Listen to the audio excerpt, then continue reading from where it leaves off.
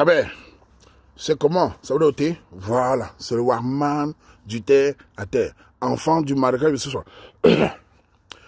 Bon, Camerounais, c'est encore une vidéo sur les maisons en Occident.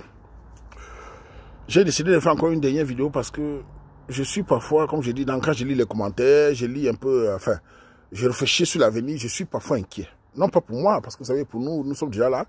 Et voilà, nous essayons de faire ce que nous pouvons, nous essayons de nous battre, d'implanter nos petits plans B partout. Mais je suis inquiet pour la communauté camerounaise, qui est ma communauté, qui est mon pays. Je me dois, à travers mon média, de stimuler, ou bien alors de faire ce que j'appelle souvent une piqûre de rappel. Mais quand je regarde les commentaires de certaines personnes qui viennent dans les sujets où on parle d'investissement, de maison par exemple, nous dit que la maison n'est pas importante, nous dit qu'il ne faut rien laisser aux enfants, c'est assez tragique. Nous dit que quand on accouche les enfants, on ne les donne rien, on va rentrer au Cameroun, on va les abandonner ici, ils vont se débrouiller. Ce sont des pères et des mères irresponsables. Et ces genre de personnes, c'est des Camerounais qui ont ce qu'on appelle au Cameroun les mains percées.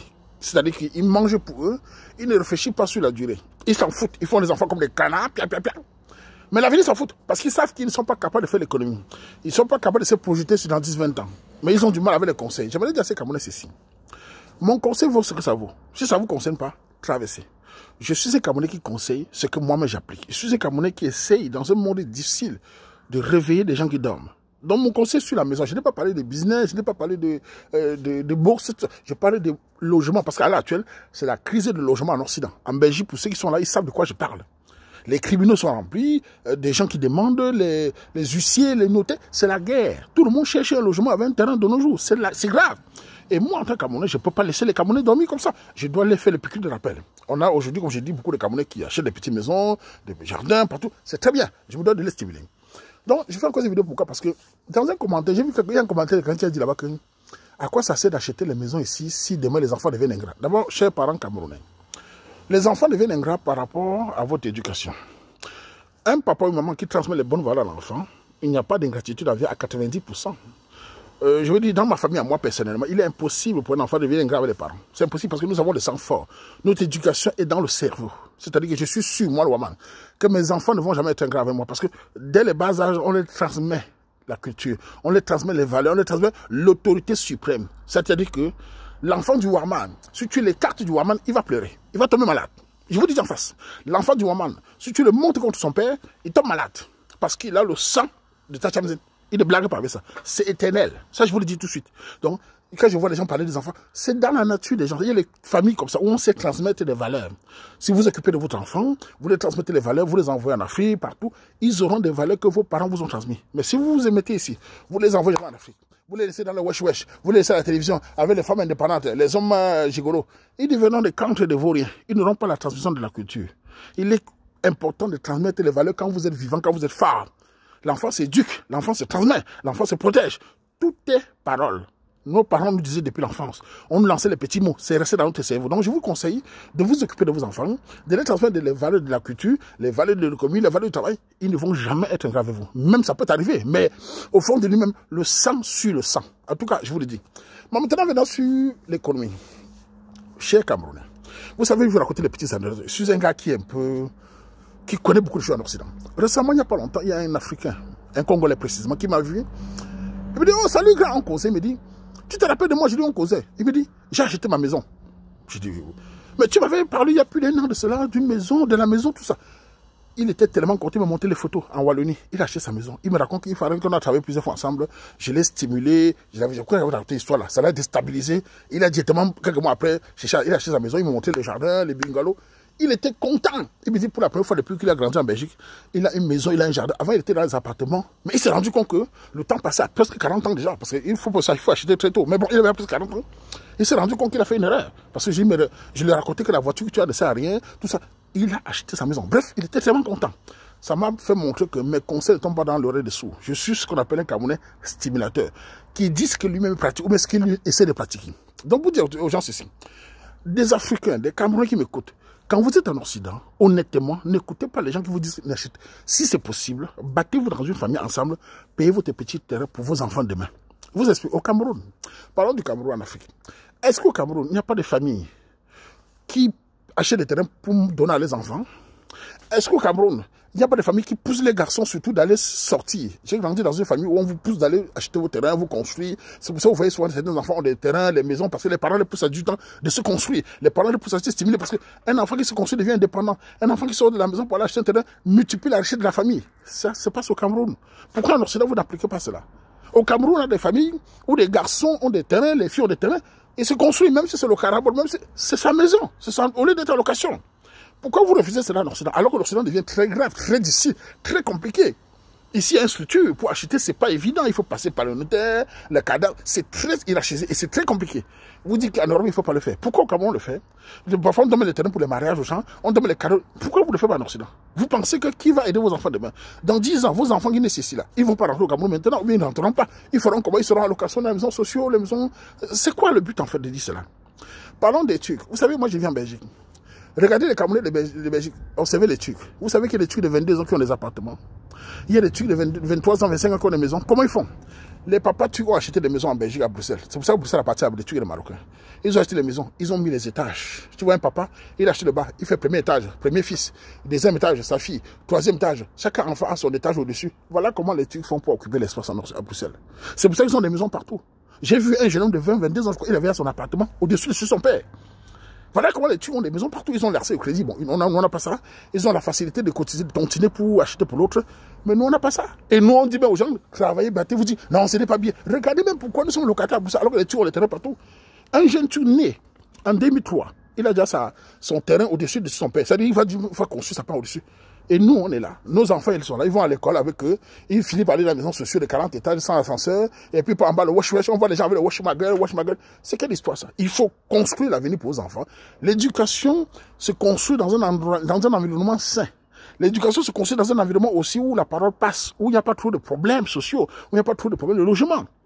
Si vous voulez que vos enfants grandissent bien, évitez qu'ils soient dans les maisons pourries, dans les quartiers mal familles. Donc, battez-vous pour les mettre dans un endroit où ils ont une certaine sécurité. Et bien, vous les enfants de valeur du travail, demain, ils vont construire encore l'étage pour les frères, pour les enfants. C'est comme ça qu'on fait. En tout cas, je voulais le dire encore, Camerounais.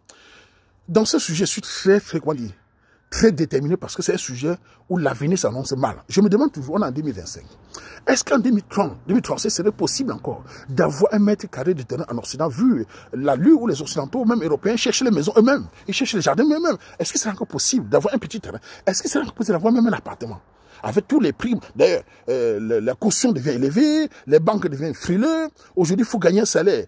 Par exemple, en Allemagne, combien de couples, même pas jeune, mais en Allemagne, tu peux pas acheter en Allemagne facilement, il faut gagner peut-être 6 000 €. C'est pas évident. En Belgique, ça devient compliqué avec un seul salaire. À Bruxelles, c'est presque impossible.